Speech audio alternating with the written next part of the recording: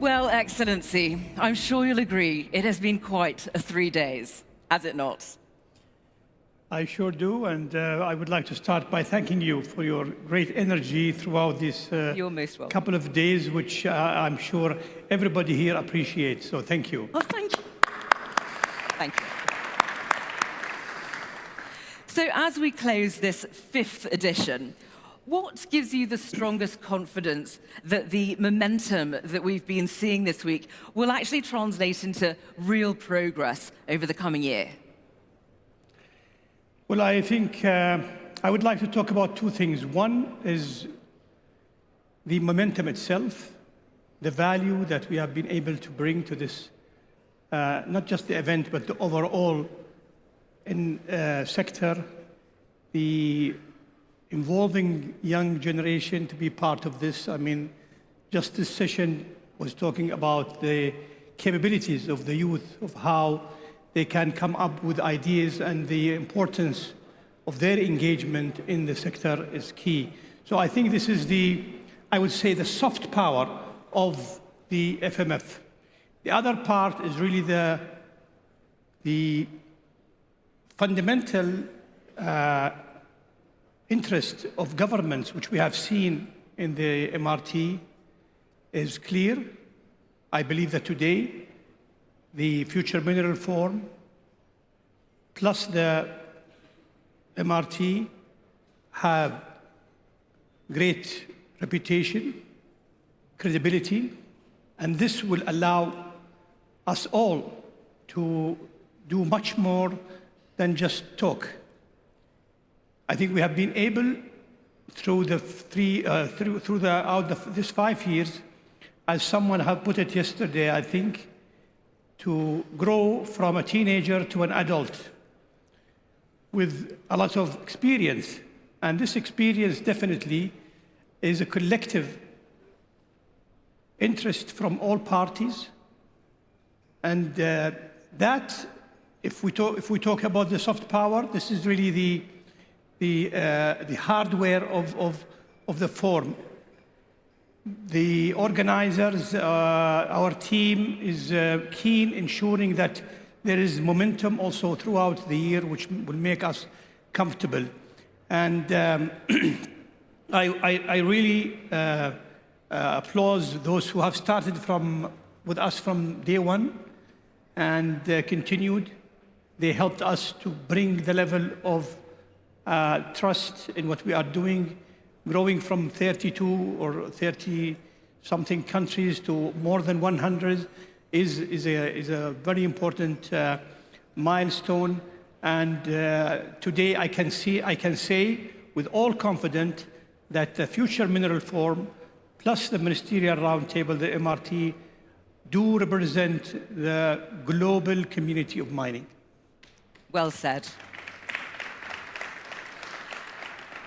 So as participants leave Riyadh, sadly, and return to their governments, their companies, their institutions, what would you say is the one mindset that you would like them to carry forward until the next time we meet in 2027?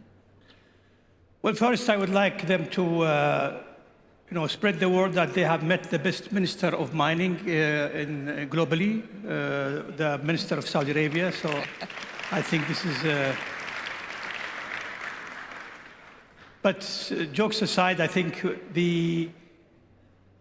to continue the momentum, to really take this energy back home, spread this energy, believe in what we are doing, be confident that there is a team behind them who will be very happy to turn their ideas, their dreams into reality. We have done this here in this country. When I started this job, and I talked about this yesterday in the dinner, I thought to myself, I come from the industrial side of the ministry, and that's what I know.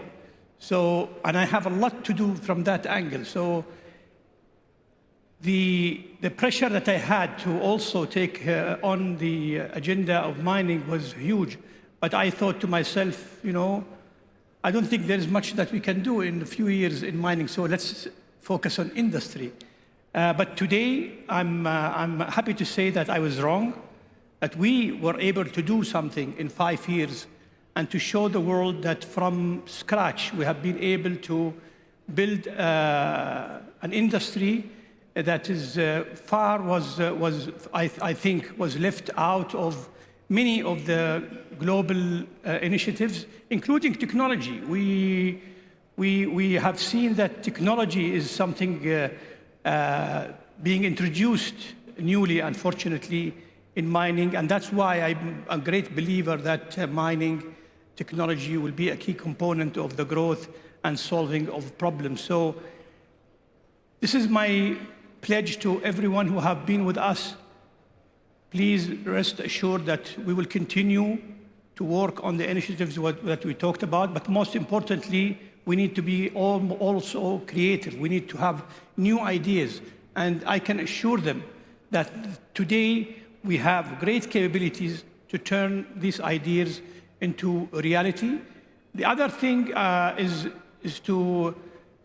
we asked today, as His Excellency mentioned, when we had the breakfast with the private sector, we asked them that they need to have also an open-minded agenda, because I worked in corporates, and I know that a large corporation, it is very hard for it to open its doors to entrepreneurs and to people who will just test things. But it's key component if we are really looking for technology to be enhancing what we are doing.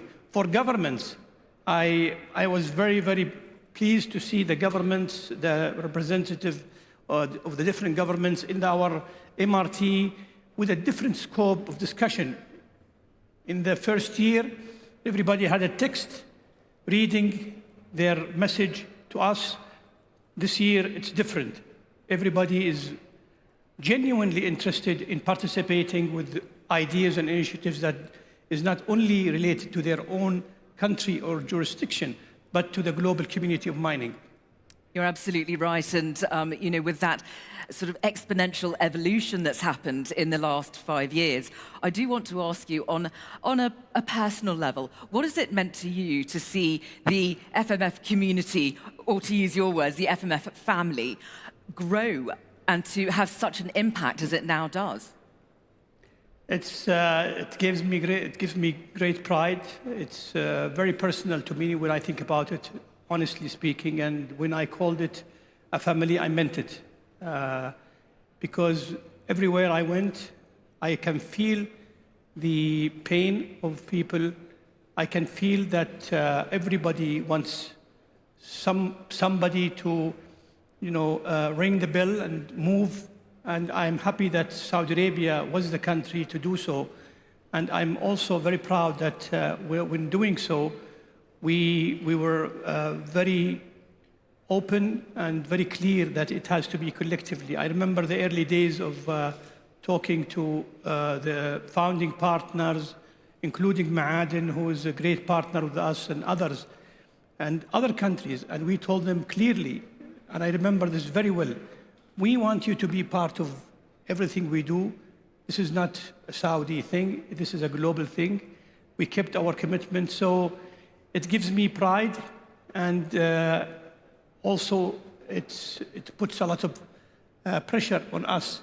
We have, I look at my home, my children. I have 5 kids, 4 girls and 1 boy, and I see that my job, like everybody here, and the community we created, is really to make the life of our children much easier and to ensure that we build a better world for them. And I must ask you on that note, I was not aware of your family situation. Would you want your children to go into this industry? Because we have had conversations in the last couple of days about how this is a traditional, classic sort of industry, and it may have trouble attracting the young folk of tomorrow. What would you say to that?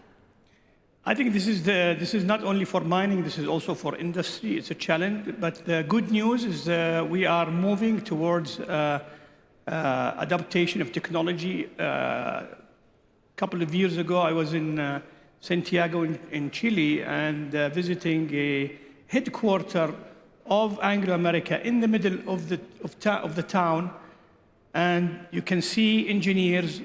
You know, they remind me of my son when he's playing with his video games. They are running mines that are 800 or 1,000 kilometers away. This is the kind of technology that we are adopting. We see more and more mines using equipment and remote. So I'm confident that if we do the right job as a mining community, we will be able to attract the new generation. Will be attracting young people to join the sector. We also need to show them how important mining is. It's just not it's not widely known how mining actually touch our life. And I think this is something we have talked about even today, and the need for us as a forum also to work on ensuring that the mindset of the young generation is geared to getting interested in mining. This is one way of attracting them. I mean, the Future Mineral Pioneer is one tool.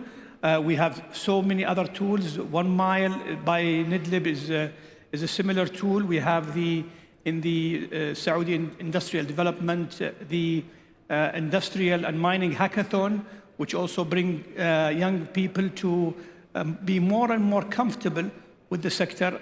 From that angle, I think I'm quite confident.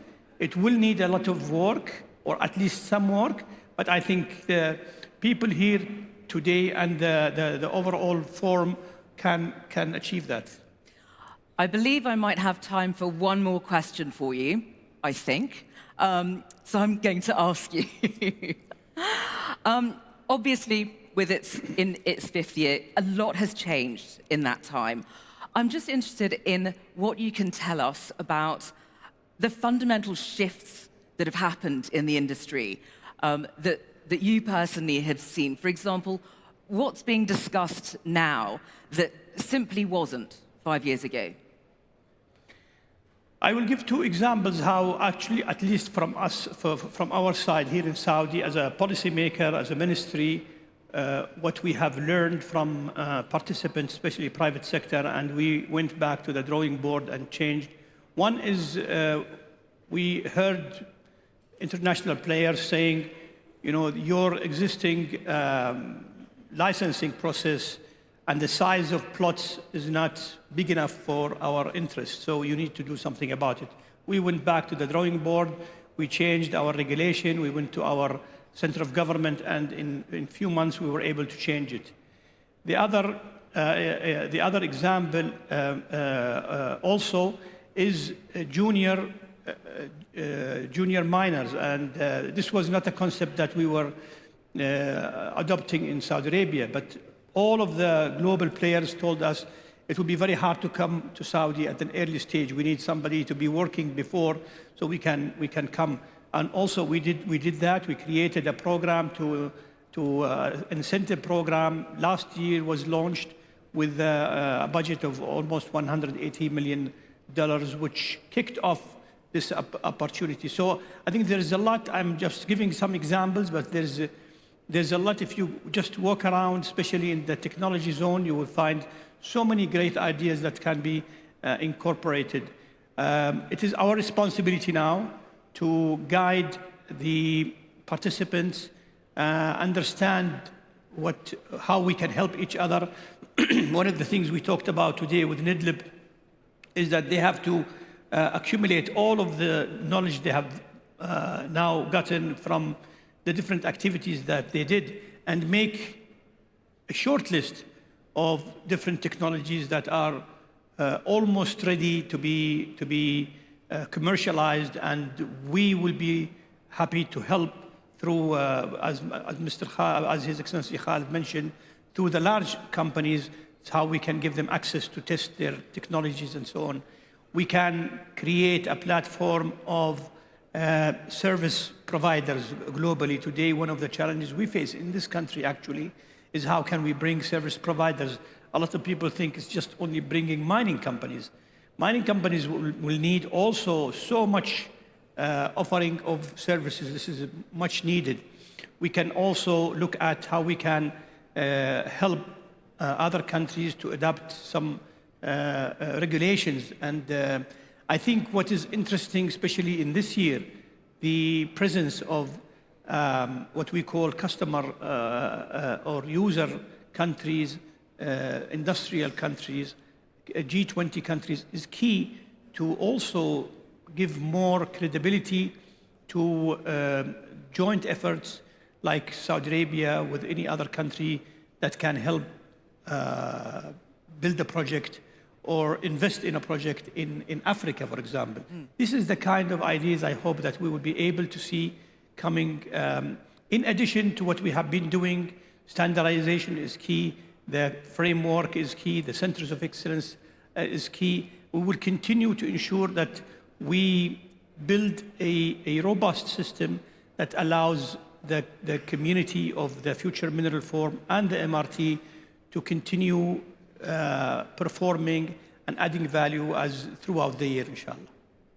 Excellency, it's been an absolute pleasure talking to you, and thank you on behalf of everybody for all of the care and commitment that you bring to building this wonderful community. It's been a privilege to close this conversation with you.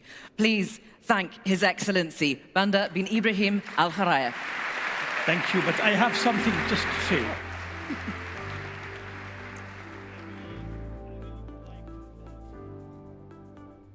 I need to close with also really appreciating the work that the team has been doing. I would love to take credit for the forum, but really the people who take credit is His Excellency Khalid Al-Mdafir for his great work.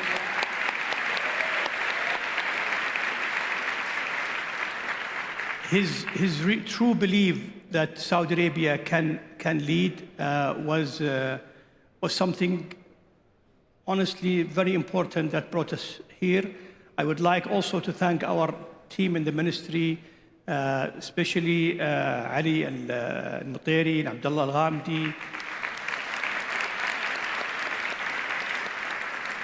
Also Aldo from our team, who's orchestrating many of the content.